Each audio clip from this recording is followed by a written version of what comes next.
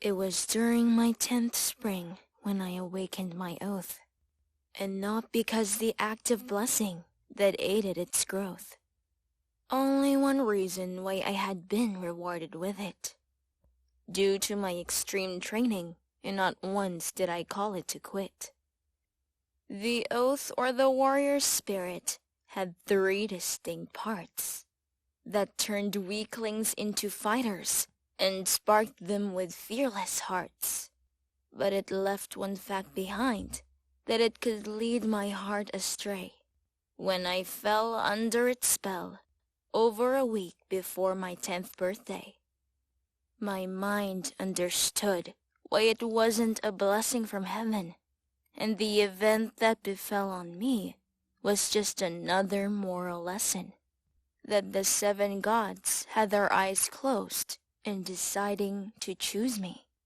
A quest to seek the immortal fruit from an old elusive tree. The incident took place on a cold Wednesday night. My master and I were having dinner in our hall that wasn't so bright. Then someone knocked on the door that seemed like a minute long, made us look uneasy, and sensed something had to be wrong. We glanced at our weapon rack that hung our faithful ally.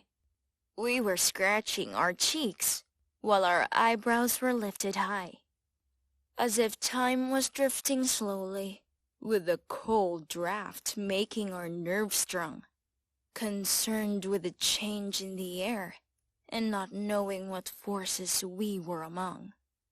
A rock, paper, scissors game to decide who would receive our guest.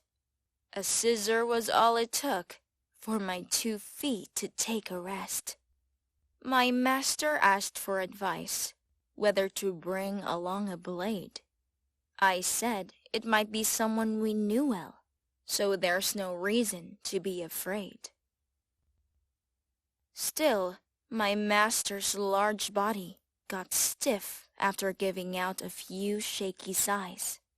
Perhaps it was just old Heigl, I added, trying to quell his restless eyes. She probably brought an apple cake to replace our missing dessert. In return, he let the toothless hag in and lifted her long, flowery skirt. When I was about to laugh, my head felt a painful blow. My master's right hand clenched into a fist, while his bearded face glowed. "Damn it, old man," I cursed, and covered my head out of fear, worried that he might hit me again after I saw his lips sneer. When the hall door finally swung open, I thought my eyes saw a ghost. But at the doorway stood the mortal man who I truly feared the most. I swiftly rose from my chair, wanting to run and grab my blade. But my legs wouldn't budge an inch, dreading my skin would be flayed. Early on that day, I broke one of my village laws, beat up a kid who had a smug face and the same age as I was. He wasn't like the others I'd tortured after they called me names. Eric, the great-grandson of the famous Grimm, could do for what others could get the blame. I had been holding my anger long, not to give Eric a good whip, or give him a taste of what he deserved, which was a part of his foul lips. After learning that he was leaving, I gave him a farewell gift, a bloody nose and a few broken ribs to settle our personal rift.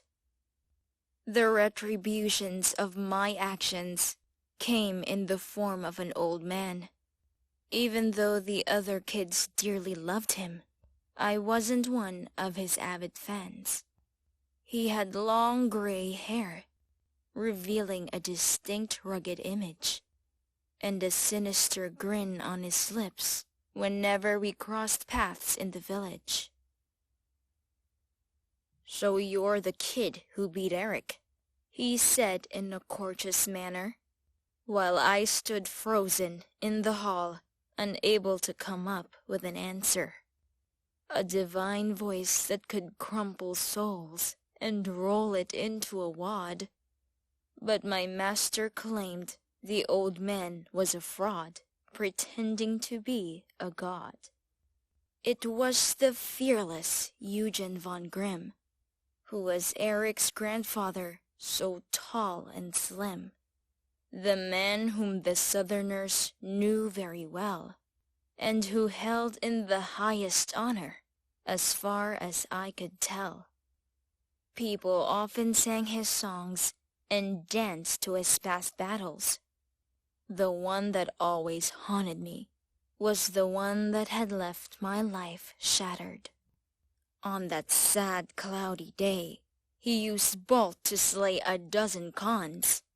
Lightning burst from his magic sword as he fought them outside his lawns. If not for an odd-looking young man, I would be around to witness the fight. He was a stranger from outside my village who always buttoned his shirt tight. He asked me whether I loved fishing with a line and a rusty hook. Our morning flew by fast as we spent it at a shallow brook.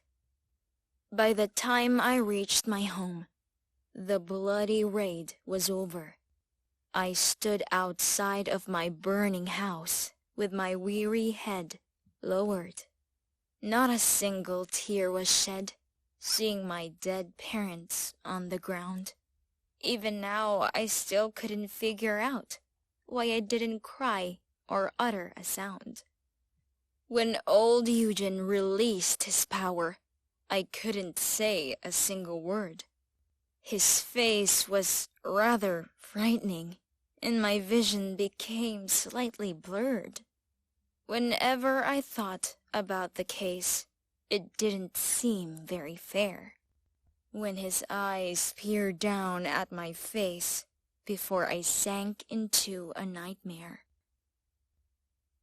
"Not because of Eric, but for your rite of passage," he said, and broke into a laughter. I got a feeling what he did make me awaken my oath a few months after.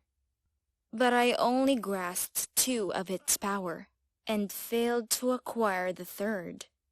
The power of intimidation that got me floored while outside the hall the crickets chirred.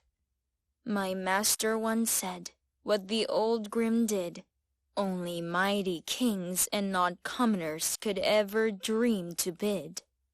But my ears might be deceiving me, that it couldn't be the words of my master.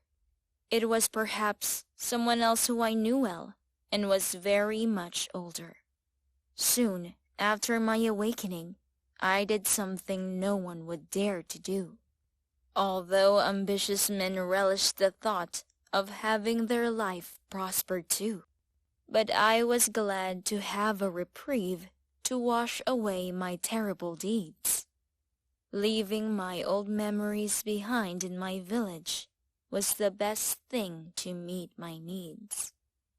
Now that I had a reason not to stray from my new path, under no circumstances would I turn back into the shadow of my former wrath, or break the solemn promise that I made to my dear friend, even if the 7 gods made my immortal life bleed and die in the end.